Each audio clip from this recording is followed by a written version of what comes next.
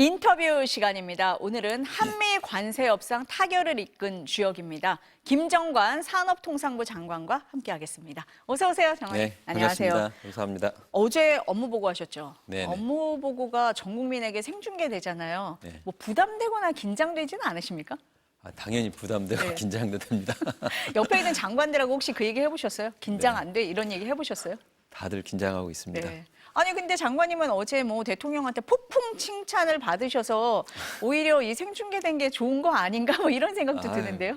전혀 네. 아닙니다. 네. 이게 저희 생각에는 더 잘하라는 격려의 의미로 받고 있고요. 오히려 그게 구체적인 성과로 나타나야 되기 때문에 오히려 더 걱정이 더 큽니다. 겸손의 말씀이신 것 같습니다.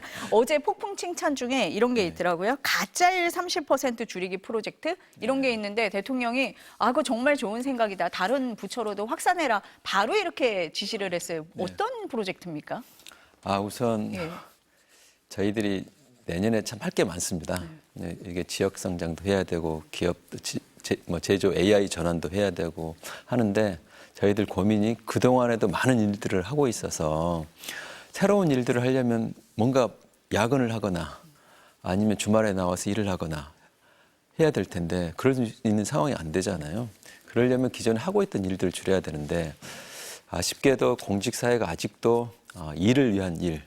저희 보니까 국민의 눈높이, 이걸 내가 세금을 내고 있는 국민들이 보고 내가 이런 일을 하고 있다는 거 알면은 분노할 만한 그런 일들이 제가 보기 서운해할 일들이 종종 있습니다. 그래서 그런 일들은 우리 좀 줄이자. 그런 측면에서 가짜 일이라고 정의를 했는데 의외로 대통령님께서 그걸 좀 좋게 봐주신 것 같아가지고 저는 오히려 각 부처에서 좀 원성을 받지 않을까 좀 걱정을 하고 있습니다. 잘해야 된다는 부담도 있고요. 민간 기업에 계셔봤기 때문에 이런 제안을 하셨을까요? 그랬을 것 같습니다. 예. 민간에서는 아무래도 시간을 쓰는 게 굉장히 소중하고 시간이 돈이잖아요. 근데 공직은 아직 시간이 돈이라는 생각을 아직까지는 안 가 있는 것 같습니다. 왜냐하면 받는 보수가 똑같잖아요, 공무원들은. 근데 민간은 중요하기 때문에 어떻게 해서든지 시간을 효율적으로 또 효과적으로 가치 있는 일을 하기 위해서 하는데 공직사회는 아직 그런 부분에서 아직 좀 해야 될 일들, 바꿔야 될 관행들이 아직도 좀 많이 있는 것 같아서 민간에 있을 때 참 가짜일 버리기를 한번 했었거든요. 그 경험을 가지고 했는데 저희들은 대통령님께서도 관심을 가져주시고 저는 생중계 과정에서 전 국민이 이제 그걸 알고 있어가지고 정말 이번에 제대로 해내지 않으면 큰일 났다 생각하고 있습니다. 가짜 일을 하는 공무원들은 긴장을 할 수밖에 없겠다 이런 생각이 듭니다. 긴장도 하고 이 기회에 공직사회가 저희 산업부를 필두로 국민과 국익을 위한 진짜 일만 하는 조직으로 좀 탈바꿈 하는 계기가 되면 더없이 좋겠습니다. 국민들 입장에서는 업무 보고 생중계한 보람이 있을 것 같습니다. 어제 보니까 가장 중요하게 생각하시는 정책이 지역경제 활성화하시더라고요. 저는 산업통상부이기 때문에 산업통상 이런 말씀을 하실 줄 알았는데 왜 지역입니까? 우선 지역 성장이 제일 먼저 나옵니다. 그 두 번째가 산업, 그다음 통상인데 이런 업무 보고나 우리의 우선순위를 지역으로 한 건 처음 있는 일입니다. 지역이 먼저인데 왜냐하면 제가 몸담고 있었던 회사가 지역에 있었습니다. 창원이라는 지역인데 요즘 지역을 보면은 창원도 마찬가지로 창원, 울산, 포항, 광양, 여수 할 것 없이 지역 경제가 이렇게 무너져 내리고 있는 현장들입니다. 근데 그 지역들 지금 제가 언급한 지역들만 하더라도 그나마 괜찮은 기업들도 있는 지역이고 괜찮은 산업이 있는 지역인데 그 지역들마저 지금 무너지고 있는 상황이거든요. 산업 정책이 다른 게 아니라 나라가 전체가 잘 되는 게 산업 정책인데 저희 생각하기에는 지금은 산업 정책보다 지역 정책이 사실상 산업 정책이다. 지역이 산업을 통해서 다시 활력을 회복하고 성장하지 않으면 백약이 무효다 할 정도로 지금 지역 성장이 국가 성장의 관건이다. 그런 입장에서 저희들이 지역 성장을 내년도에 올인하자는 생각으로 저희들이 그렇게 했습니다. 그래서인가요? 보니까 남부권 반도체 벨트, 배터리 삼각 벨트 이렇게 지역을 나누셨더라고요. 그게 다 그런 연장선상입니까? 네, 맞습니다. 그런 연장선상에서 각 지역별로 가지고 있는 현재에 있는 그 기능들이 조금씩 있습니다. 그 기능들을 그냥 그전에는 분절되어 있다고 하죠. 여기는 따로 이것 따로 했는데 그렇게 하지 말고 지역을 다 엮자. 이런 측면에서 저희가 벨트란 말을 통해서 지금 말씀하신 반도체 그리고 배터리 이런 주요한 핵심 산업들이 지역을 통해서 힘을 얻어내고 산업이 커지자 하는 생각으로 그렇게 준비하고 있습니다. 저희가 뭐 요새 AI 빼고 얘기를 할 수가 없잖아요. 네, 네. 제조업에 AI를 도입하겠다라고 말씀을 하셨는데 현장에 어떻게 적용하겠다는 말씀이신 거예요? 우선 국민들께 저희가 하는 그 제조 AI 전환이 이 영어를 써서 죄송한데 제조업이 매니팩처링이잖아요. AI 그리고 변화가 트랜스포메이션에서 MAX, 맥스라고 저희들 칭합니다. 그래서 저희들 내부에서는 맥스를 맥스하자. 이게 최대화한다는 뜻 맥스가 있어서 저희는 맥스를 맥스하자가 저희 나름대로의 슬로건이고요. 이렇게 생각해 주시면 될 것 같습니다. 우리 핸드폰에 다 AI 좀 다 보고 계시잖아요. AI가 실질적으로 느끼기는 참 어렵지만 핸드폰을 보면 AI가 핸드폰에서 작동을 하고 있구나는 정도를 느낄 수가 있는데 쉽게 현장을 말씀을 드리면 저희들이 가지고 있는 문제의식이 기계 산업을 하는 공장이다 한번 가정을 한번 해보십시다. 근데 공장은 많은 젊은 사람들이 가고 싶어 하지 않습니다. 소위 뭐 영어로 3D 업종이라 하죠. 굉장히 힘들고 어렵고 하기 때문에 안 가는데 이 어려운 공정에 로봇이 도입을 하게 되면 로봇이 그 힘든 일을 하게 됩니다. 그럼 사람은 무슨 일을 하게 되냐면 이 로봇이 제대로 일을 하는가 안 하냐 로봇의 매니저 역할을 하게 되는 거죠. 그렇게 하게 되면 어떤 효과가 있냐면 힘든 일을 로봇이 대체하기 때문에 사람들에 맡게 되는 우리 시간 제한이 없는 주 8일 뭐 8시간을 근무해야 되는 그 제한이 없는 거죠. 그러니까 생산성이 올라갈 수 있습니다. 젊은 분들 입장에서 봤을 때는 힘든 일을 하는 게 아니라 로봇 매니저를 하게 되면은 그만큼 훨씬 더 어떤 보람 있고 가치 있는 일을 할 수 있습니다. 우리가 제조 AX를 통해서 저희들이 얻고 싶어 하는 것은 이와 같은 제조 현상을 로봇이나 그리고 빅데이터를 통해 가지고 자동화시키고 로봇화 시켜가지고 제조 현장의 생산성을 훨씬 올리겠다는 측면이 있고요. 지금 제조업에서 곳곳에 대기업들을 중심으로는 그런 현장들이 곳곳에 있는 건 현실입니다. 그런 부분들을 저희가 전국에 우리 전 산업에 제조 산업에 확산시키겠다 하는 그 취지에서 하고 있습니다. 일부 대기업에서는 이미 하고 있는데 이걸 전국적으로 좀 확산을 시키겠다 이런 말씀이신 거네요. 네. 반도체 시장을 전쟁터라고 비유를 하셨던데 어떻게 경쟁력을 높이시겠다라는 지금 예. 저희가 유일하게 어느 나라보다도 좀 경쟁력을 좀 있다고 평가할 수 있는 부분이 반도체인데 반도체에 대해서 지금 미국, 중국, 일본 전 세계 주요한 이 국가들이 반도체를 통해서 한국을 따라잡기 위해서 한국을 넘어서기 위해서 지금 투자 전쟁에 들어가 있습니다. 단순하게 기술 전쟁만이 아니라 투자 전쟁까지 들어가 있고 심지어 반도체를 잡는 자가 AI 시대의 승자다라는 말이 나올 정도로 지금 반도체가 사실상 전쟁 중에 있는 상황입니다. 반도체에 관련 두 가지 이슈가 있는데 하나는 기술입니다. 우리가 HBM이라고 그냥 단순 메모리 반도체가 아니라 AI는 GPU하고 연결시킬 수 있는 HBM을 통해서 AI 산업에서 우리 반도체 역량이 굉장히 크게 했던 것처럼 그와 같은 기술을 계속 발전시켜야 되는 이슈가 있고 반도체에 대한 수요를 우리가 쉽게 말하면 점유하기 위해서 할 수 있는 투자 전쟁이 있습니다. 이와 같은 기술 전쟁과 투자 전쟁에서 우리가 선점하고 우리가 하지 않으면은 이 시장을 다른 나라들이 이렇게 따라올 수 있습니다. 그래서 저희가 지금 기업들은 한 600조 원 가까운 돈을 지금 투자할 예정으로 되어 있고요. 국내적으로도 지금 다양한 지역에서 반도체를 대규모로 확대하는 전쟁에 지금 들어가 있는 상황입니다. 우리가 세계 시장에서 좀 앞서 있는 시장이긴 하지만 워낙 전쟁터이기 때문에 네, 우리도 이 투자라든지 기술 개발을 더 열심히 할 수밖에 없는 그런 상황이다. 열심히 하고 빨리 하고 먼저 해야 됩니다. 속도도 중요하다라는 네, 그렇습니다. 말씀이시네요. 예. 석유화학 업계에는 최후 통첩을 하셨더라고요. 연내 사업 재편 계획서를 내라. 어떻게 진행되고 있습니까? 이게 참 안타까운 상황입니다. 석유화학이 글로벌 차원에서 공급 과잉 이슈가 있어서 같이 살려면 전체가 다 공급 지금 생산량을 좀 줄여야 됩니다. 근데 어떤 이슈가 있냐면 개별 기업 입장에서 봤을 때는 다른 회사는 줄이고 자기 회사는 안 줄이고 하면은 일종의 무임승차론이 생기잖아요. 저희 생각에는 우리 업계하고 이 같이 살고 같이 죽자는 정신을 갖자. 우리 혼자 살려고 하면은 다 죽는다. 그런 정신에서 저희가 지난 8월에 어떤 협약을 맺었냐면 금년 말까지 석유화학 때 재편 계획서를 제출해 주십시오. 제출 약속을 했고 당국과 만약에 제출하게 되면은 석유화학계 정부가 전폭적인 맞춤형 지원을 하겠습니다. 이렇게 서로 정부와 업계가 협약을 맺었습니다. 저희가 중간에 이제 그 일종의 말씀을 드렸던 이유는 어느 기업은 이제 제출을 했는데 어느 기업들은 이런저런 이유로 이제 제출을 안 하고 있는 상황입니다. 제 나름대로는 그분들 입장에서 봤을 때는 경고였을 테고 정부 입장은 마지막으로 호소였습니다. 같이 사십시다. 업계가 같이 노력을 해서 같이 살 때 정부도 같이 할 수 있는 힘이 생깁니다. 그런 의미에서 이야기를 했던 거고요. 다행히 지금 기업들에서 그런 말씀에 적극적으로 호응해 주고 계셔가지고 지금 연말까지 개편 계획을 제출하는 걸로 지금 열심히 준비를 하고 있습니다. 다 같이 사는 방법을 찾고 계시다. 그렇습니다.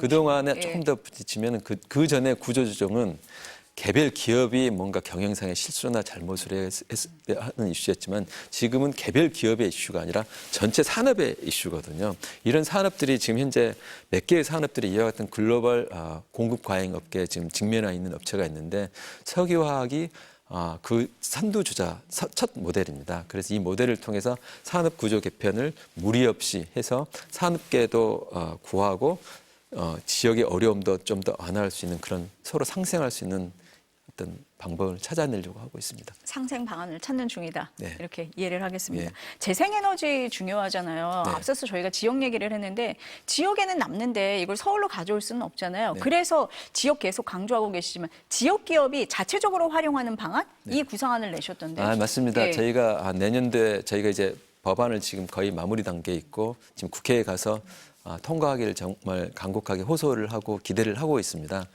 재생에너지 도시법인데요. 보통 우리가 아리백이라고 네, 많이 했던 그 법입니다. 재생에너지가 주로 많이 나는 지역이 이제 지역입니다. 근데 보통 이제 전력망이라고 하면은 대부분의 지금 전기가 가장 많이 소비되는 지역이 이제 수도권 지역이죠. 그렇겠죠. 그럼 이제 전력망을 연결해서 이렇게 와야 되는데 연결해서 오는 과정에서 그걸 바라보는 그 지역들의 눈빛은 굉장히 차갑습니다. 아니 우리 지역에서 생산하는 전기를 이걸 굳이 이렇게 전선을 연결해가지고 이 수도권까지 보내야 되느냐. 우리 지역에 산업이 있었으면 우리 지역에 기업이 있었으면 우리가 생산해서 우리가 사용하면 되는데 이걸 지산지소라고 합니다. 지역에서 생산해서 지역에서 소비한다고 그러는데 저희가 만든 이 아리백법을 통해서 저희가 어떤 정책을 하냐면 그 지역이 왜 전기가 생산된 걸 서울로 보내는가 수도권에 보내냐 하면은 기업이 없기 때문에 소비할 기업이 없는 거죠. 근데 다행히 글로벌 환경이 바뀌면서 재생에너지를 사용하지 않으면 수출하기 어려운 지금 여건들도 바뀌고 있습니다. 그런 기업들 입장에서는 수도권에 있으면 그런 재생에너지를 구할 수가 없는 기업들이 있고 지역은 그런 전기가 있고 서로 이제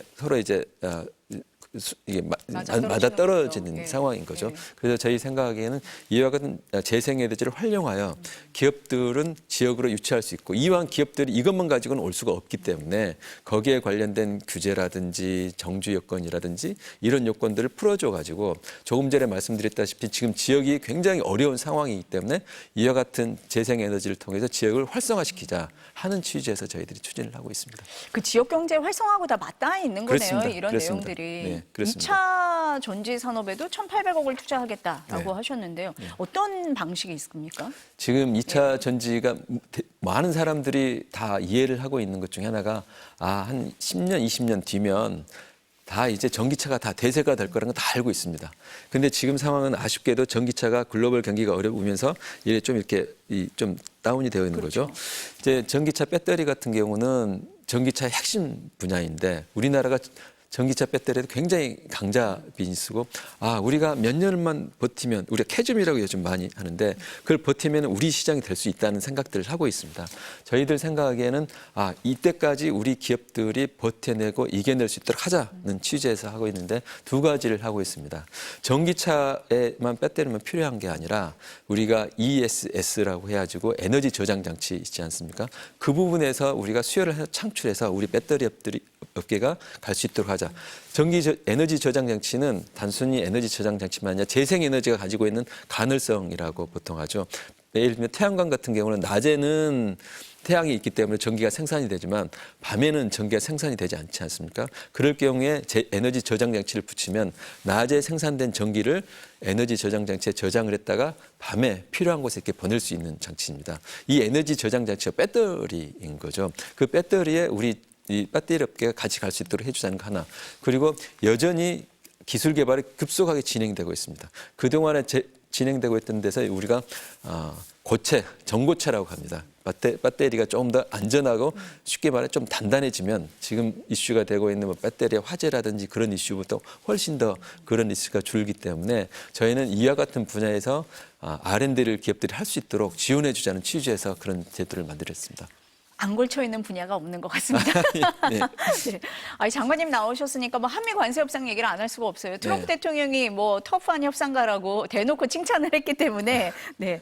그 대미 투자 펀드 있잖아요. 2천억 달러 규모의 펀드. 어떻게 뭐 방향이 큰 틀이 정해진 겁니까? 저희는 2천억 원래 3,500불 중에 1,500불은 조선, 그렇죠, 조선. 2천억 불은 이제 한미 우리 투자 금액인데 저희가 세 가지 방향을 가지고 있습니다. 하나는 저희 가장 큰 원칙은 상업적 합리성. 그러니까 이 사업이 우리가 나중에 회수를 할 만한 현금 흐름을 창출할 수 있는 속된 말로 돈이 되는 사업이냐는 게 하나, 그 컨셉이 하나 있고요. 두 번째는 한미 양국이 투자를 하기 때문에 한국과 미국 양국한테 서로의 이해가 맞는 사업인가 하는 게 하나 있고요. 세 번째는 정말 중요한 게 이게 소중한 우리 국민들의 어떤 돈이기 때문에 이걸 회수할 수 있느냐, 회수 가능성, 이 세 가지의 큰 원칙 하에서 지금 저희들이 준비를 하고 있는 상황이라고 말씀드리고 싶습니다. 이걸 위해서 지금 그 프로젝트를 우리 기업들하고 긴밀하게 지금 소통을 하면서 설명회도 하고 지금 발굴하고 있는 상황입니다. 그 큰 방향을 가지고 지금 더 소통을 하고 있다. 네네. 원달러 환율이 계속 이제 불안하잖아요. 뭐 1,470원, 80원 뭐 이렇게 되고 있는데 이 대미 투자 펀드 뭐 10년에 걸쳐서 나눠서 투자를 한다고는 하지만 환율에 영향을 주는 건 아닌가 걱정하시는 분들이 꽤 있습니다. 어떻습니까? 네, 맞습니다. 그런 이슈 때문에 예. 저희가 한미 이 협상을 계속 해야 될지 말아야 될지도 저희들이 심각하게 생각했을 정도로 굉장히 중요한 이슈였고 저희들이 2천억 불 돈을 어떻게 해서든지 간에 2천억 불 한 번에 내는 게 아니라 나눠서 내야겠다. 그것도 연간 한 200억 불 정도, 200억 불 정도 수준은 사실은 지금 환율이 어려워서 많은 분들이 걱정을 하지만 우리 외환 당국에서 200억 불 정도 연간 한도입니다.